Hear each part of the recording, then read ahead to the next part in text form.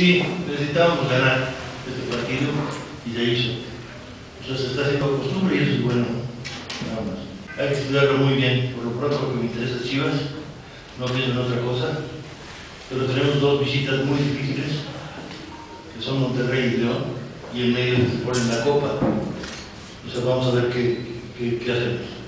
Don Manuel, hoy, independientemente de los 3 goles de Justicia que llaman la atención, lo vimos hacer esfuerzos especiales que normalmente no hace. ¿Es parte de lo que le falta a Matías para ganarse un lugar?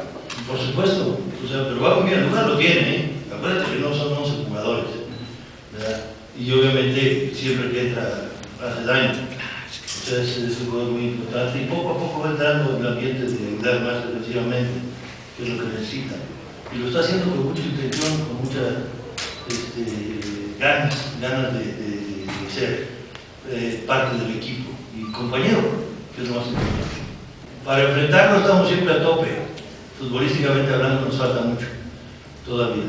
No podemos cantar victoria, todavía no, todavía vemos para abajo, ¿verdad? Y hay que seguir haciéndolo así. Tenemos que guardar esa humildad con que hemos jugado, esas ganas de hacer las cosas bien, ¿verdad? Y hasta ahora hemos cumplido, pero nos falta mucho trabajo de cancha, control de partido sobre todo.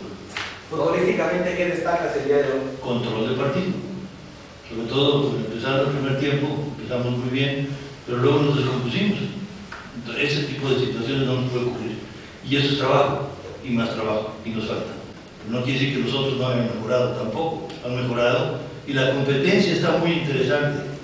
Inclusive a mí me ponen a pensar, afortunadamente, que es mi trabajo, ¿verdad? Y todo me deja que pensar.